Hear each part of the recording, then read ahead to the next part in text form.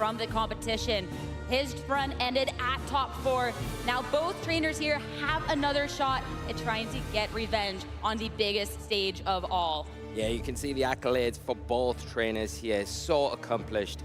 One missing for Francesco though, but they could claim it this weekend, get that champion title, more than capable of it. It's been a running theme in the EU, the scene where we've had a lot of players that have been so close time and time again. This is Francesco's turn, they've done so well to get here, played amazing all weekend, and this is where they could step over the line, claim that title, take it home.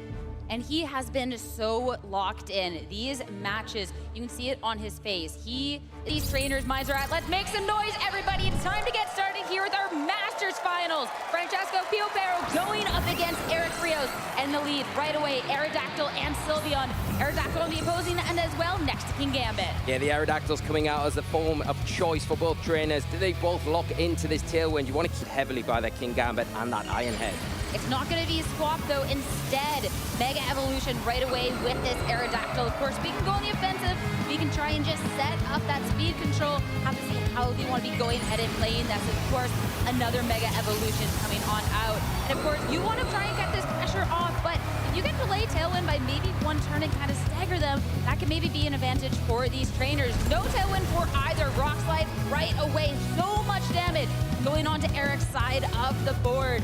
The follow after retaliation, we will get a Tailwind from Eric. So Eric has the speed for now, but if Francesco sets it up on the next turn, it might be dangerous. But a Sylveon, the Hyper Beam, we are going for maximum damage to be starting this one out, and that's enough for the KO on King Gambit. That's a huge turn from Eric, and what a lead, going for that Tailwind and saying, if you don't go for it, I'm going to punish it, and going for the Hyper Beam. Guaranteed knockout onto that King Gambit, taking a huge lead here. The Sylveon is going to have to take a turn to charge this next turn, but what a trade-off from Eric in this first turn. Got the speed advantage as well on Eric's end, so it's a really difficult one. Do you lock into the wide guard for that protection? It's exactly what we see. No spread damage attacks are going to be hitting into Francesco, so Rock Slide is going to be null and void. Both of these Pokemon will stay safe. Great way to make sure you're not taking damage and can leverage your own. Hyper Voice in retaliation is enough to drop the Aerodactyl. Yeah, it's a really nice response from Francesco to get rid of the Mega on Eric's side. Protection, it does burn the turn for Eric, but they have taken a cost for that, losing a Pokemon and taking a lot of damage on the Sylveon. But you've got to remember, they've got the speed advantage now after that Tailwind setup. King Gambit obviously gets an additional speed boost, but does the King Gambit have enough speed on Eric's side to supersede that? It looks like it doesn't. This is really key for Francesco to get back into this game. So now both trainers Tailwind up an Iron Head from the opposing end into Sylveon, enough to take the KO and take another piece of the puzzle away from Francesco with that one-hit KO. And sure, there's some speed, but another Hyper Beam coming out from Sylveon. We're going for all of the damage and enough for a double KO on this turn. Wow, what attack by Eric. Not wanting to go for that Hyper Voice that you think would be safer. You don't need to spend a turn of recharge, but saying, no, if I get the opportunity to attack, I'm gonna attack. Some really useful information there, knowing that the King Gambit actually went after the Sylveon on Francesco, so good. There's still a lot of momentum. This Garchomp has to be making up, though. The Earthquake, the first one, so much damage into the King Gambit, and of course, Sylveon goes down. How much damage is King Gambit going to do in return, though, to try to take away the final Pokemon? Kowtow Cleave into Garchomp, bringing down to exactly half. Yeah, and that is some nice damage, but the Tailwind ending on Eric's side of the side, it decides to attack. It almost has to. It's pinned here where it needs to claw back some momentum while this Tailwind is in effect. And it's going to be A couple of turns too late. Dragon Claw into the Garchomp, a third of its health remaining, but of course you needed to get a KO to try and make any momentum back. It will get a little bit of health recovery, so we are back to over half, but in retaliation, Dragon Claw will pick up the KO. Eric Rios one game away from becoming champion, and such a commanding start, a statement, closer at the end, but wow, just damage, damage, damage. That is on one in the set. Francesco has to switch it up to try and make it into a game number 3. Heading into the leads, Eric, Aerodactyl, and King Gambit on the opposing end. We're gonna have a mirrored face-off. Yeah, we've got match and snap here. Both players have the ability to set up their Tailwinds. It's probably gonna come down to those speeds, and we've already seen Eric's King Gambit is a pretty speedy one. Well, going into this one, no swaps. We're going to play this one out how it is with Mega Evolution coming on out. Of course, when we see the Mega Aerodactyl on the field, you have to imagine you want the most mileage, but only one Mega Evolution, but it's going to be a Rock Slide. So much damage out to make sure that you're bringing it down to just a bit of health. Follow-up Tailwind from Eric, so he will have the speed, but does he have the damage with his own King Gambit? No! The flinch! No damage coming on out, and it's going to be a low kick to take it down! Yeah, this is a huge turn for Francesco, going for that Rock Slide, fishing for the flinching, getting it, all important, breaking that focus sash on the opposing King Gambit, and then following through with that low kick. Really well played here. Prioritize taking down this Aerodactyl that is going to threaten it so much if it does enter the field. Well, Aerodactyl from Eric will leave, as instead Garchomp is going to join the fray. Sucker Punch attempt, but it will fail, as of course there was that swap, as Francesco needs to leverage his own speed, match that Tailwind. Yeah, now in that position where the Hyper Voice, not the Hyper Beam coming out, getting some valuable damage onto the field. That critical hit onto the King Gambit and taking so much damage on the Aerodactyl as well. It's not going to come in fresh later in this game, so you've got to really make the most out of these Pokemon. Sucker Punch doing some nice damage there, but is the dual wing beat going to be? No, it's not into the Garchomp, into that Sylveon. It will be good damage, but both Pokemon on Eric's side going to be able to retaliate now. Are they able to pick up key knockouts?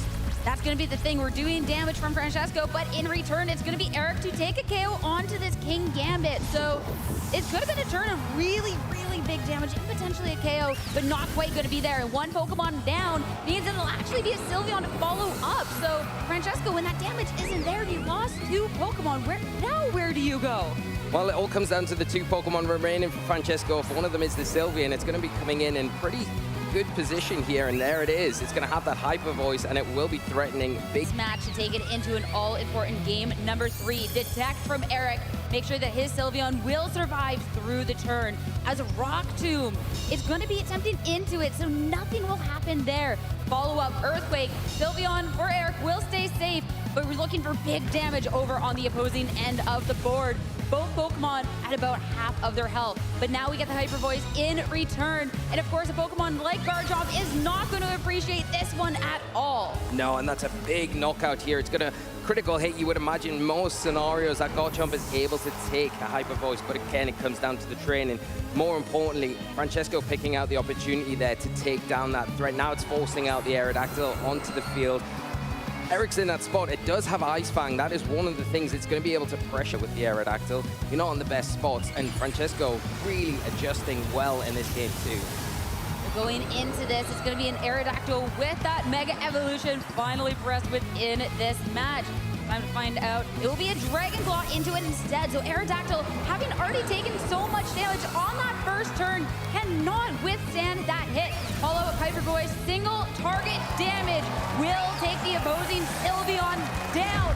And that is going to tie up the series. Francesco Fiopero with the win. We're going to a game 3. Yeah, great adjustment here from Francesco saying, I'm not done yet. Let's get this party started. We're going to get with the Rock Slide there. That although you might not get any damage because of Tailwinds, at least you're covering that potential Rock Slide and getting some value for it as well. One final game between these two top trainers getting into it. Again with the Sylveon and Aerodactyl, going up against Aerodactyl and King Gambit for Francesco. Now you've got that Sylveon back in play here. We saw how strong that was in game 1. That the Iron Head will probably likely pick up a knockout on that. So it all comes down to which Aerodactyl goes first, which one decides to go for the Tailwind, get that speed control in effect. With that game 1, Francesco cannot afford to let this Sylveon run through his team. Getting into it, of course, this first turn, we'll see both of these Aerodactyls go for that Mega Evolution.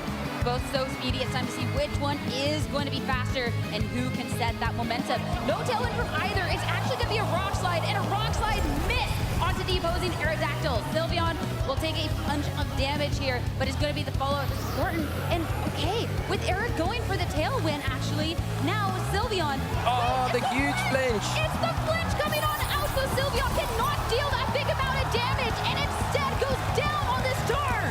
Yeah, that's really unfortunate for Eric there. Great for Francesco, because taking a big lead in this game here, going for that Rock Slide turn 1 once again. Fortunately misses the Aerodactyl, but more importantly that flinch, stopping the Sylveon in its tracks and then allowing the King Gambit out, especially if Francesco suspects the rock slide, the earthquake combination. So it does make life and decisions harder for Eric in this moment. All right, a swap out Aerodactyl for Eric is gone. Stomping Tantrum into King Gambit on Francesco's end takes a lot of damage, as this is where we're going to see the tailwind match. Of course, staggered one, Francesco will have a little bit of that speed going on further into the match. Low kick into the opposing end, though. So much damage, and will bring King Gambit down to its focus stack. Yeah, what a call here from Francesco, punishing that switch in, and now this King Gambit down to its focus. Maybe try and protect your own King Gambit here. Go for that all-important Sucker Punch and get some valuable damage onto this Aerodactyl.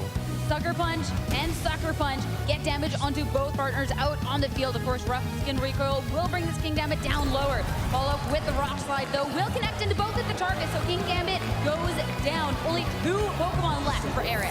Yeah, now things looking really difficult for Eric after losing that Sylveon so early on. The Dragon Claw, is it going to be enough? It's not enough. Not enough to try and get the first kill of the match, and now with only 2 Pokemon remaining. With that Stomping Tantrum into King Gambit, but you're probably going to have to take a Sucker Punch for your trouble. So much damage with that Sucker Punch thanks to that critical hit. Now Ice Fang into the opposing Aerodactyl to try and leverage this score. And now with the Garchomp still able to act on this turn, it looks like Eric will be able to even out this Pokemon count. Double KO. Yeah, I like the Ice Fang a lot, not wanting to get kind of caught with that wide guard, going for that single target attack and taking down that big threat. That's huge for Eric here. And now with the Garchomp, the Aerodactyl, they're in a nice position to start hopefully getting back into this game, but they've taken so much damage to get to this stage, whereas Francesco can bring in 2 Pokemon, 2 powerhouses as well that are in a real... In the past, he is hailed as one of the stronger trainers out there, and the title within reach. Sylveon first, that's going to be an attack. The double up, Aerodactyl goes down. This is so close for Francesco to get his first title. But Earthquake, in return, how much is it going to do? Not nearly enough.